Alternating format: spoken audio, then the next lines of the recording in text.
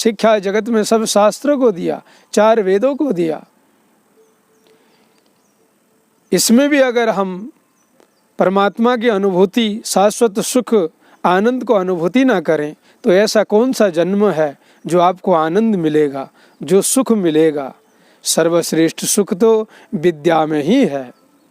विद्या के अध्ययन नहीं करेंगे, मनन करेंगे नहीं, नितिध्यासन नहीं करेंगे और वेदोक्त कर्म और वेदोक्त जीवन शैली नहीं होगा तो जीवन एक धिक्कारमय हो जाता है, आना जाना निरर्थक हो जाता है। सार्थक तो यही है परमात्मा की कृपा की अनुभूति करे। कितने बड़े दयालु है, हमको आयु दिया, कर्म दिया और प्राण दिया। इस प्राण जिस दिन खींच के ले जाएगा क्या होगा इस शरीर का, और शरीर के निमित्त जो सजाए गए वस्तु पदार्थ का क्या होगा, कौन उपभोक्ता होगा उसका।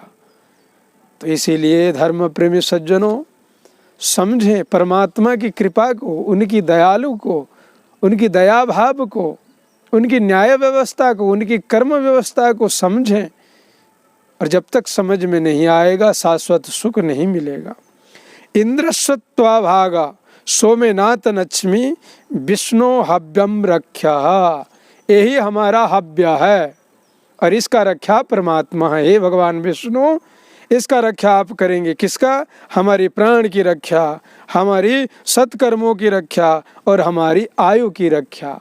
इतने सुनने के बाद भी अगर परमात्मा में श्रद्धा ना हो, विश्वास ना हो, उनके बनाए हुए मार्ग पे चलने की मन में एक इच्छा जागृत ना हो, ऐसा कौन सा जन्म है जो परमात्मा की बनाए हुए रास्ते पे चलेंगे।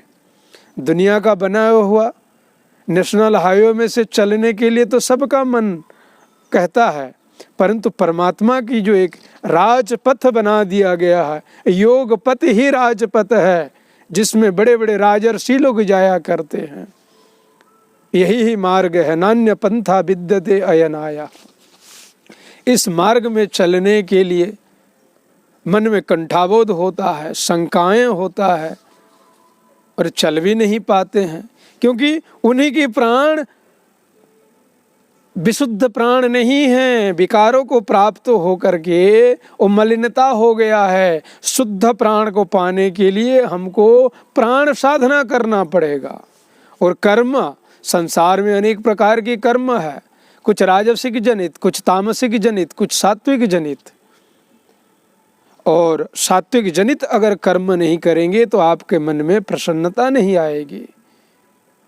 और आयु तो मिला है, उल्टा सीधा अभक्ष्य पदार्थों को खा करके लोग दुष्कृत कर्म करके पूर्ण आयु को प्राप्त नहीं हो पाते हैं। कहते हैं तो ये तो कलयुग है भाई, 60 साल जीवन जी लिया, बहुत जी लिया। ना ना ना ना, ऐसा कहने मात्र से नहीं होगा। भगवान ने कहा जीवेम शरदम सतः, सर्टिफिकेट बना दिया कि हे मनुष्य, मैं तुमको 100 वर्ष की आयु दे करके धरातल पे भेज रहा हूँ और उसी के हिसाब से तुम कर्म करना। उसी के क्या प्रमाण है, क्या कर्तव्य है, क्या अकर्तव्य है, शास्त्रों में बता दिया गया है। और जितने भी विद्याएं हैं, शिल्प विद्या, कृषि विद्या, व्यवसाय विद्या, अध्यात्म विद्या, समस्त विद्या शास्त्र में वर्णित है, परंतु सबसे उत्कृष्ट विद्या है अध्यात्म विद्या। अध्यात्म विद्या विद्यानाम अध्यात्म ज्ञान नित्यत्वं तत्व ज्ञान अर्थ दर्शनम एतज् ज्ञानमिति प्रोक्तम अज्ञानम जतथो अन्यथा। परंतु बाकी सब कर्म शरीर तक ही सीमित है। शरीर को पुष्ट करने के लिए भोजन चाहिए, आत्मा को पुष्ट करने के लिए भजन चाहिए, परमात्मा का चिंतन चाहिए, परमात्मा का साधना चाहिए। इसीलिए आपका आत्मा मजबूत होगा। आत्मा तो सभी जीवों में है, 84 लाख जोनियों जिनमें, इस पेड़ पौधे लता पता जितना दिखता है आप में, सभी में आत्मा है। परंतु एक उत्कृष्ट आत्मा वो साधना से ही हो पाता है। साधना की बल से, गुरु के बताए हुए मार्ग पर। गुरु की वचन ही क्या है? गुरु की वचन ही शास्त्र है और शास्त्र ही गुरु की वचन है। और कोई अन्यथा नहीं है। गुरु ही शास्त्र है और शास्त्र ही गुरु है। इसीलिए शास्त्र का वाक्य को ही गुरु की वाक्य समझ करके चलें और गुरु की वाक्य को भी शास्त्र वाक्य समझ करके चलें। इसीलिए तो मंत्र मूलम गुरुर्वाक्यम, ध्यान मूलम गुरुर्मूर्ते, पूजा मूलम गुरुर्पदम। इसीलिए सनातन में यही बोध किया जाता है बालकपन में कि गुरु अर्थात पूर्वेशाम अपि गुरु हो। महर्षि पतंजलि योग दर्शन में वर्णन करते हैं पूर्वेशाम अपि गुरु, सबका गुरु, गुरुओं का गुरु, परम गुरु, परमेष्टि गुरु, सबका गुरु परमात्मा है। और सबके हृदय में वो प्रेरणा देते हैं। आगे वेद मंत्र हमको कहते हैं कस्त्वा युनक्ति सत्वा युनक्ति कस्मेत्वा युनक्ति तस्मेत्वा युनक्ति कर्मण्येवा बेसाय वाम। कस्त्वा युनक्ति, हे मनुष्य, किसने आपको नियुक्त किया है। हम किसी भी कर्म करते हैं तो संसार में कोई ना कोई पदाधिकारी ने हमको नियुक्त करते हैं, परंतु मनुष्य जन्म में आपको कौन नियुक्ति किया? वो परमात्मा ने ही किया।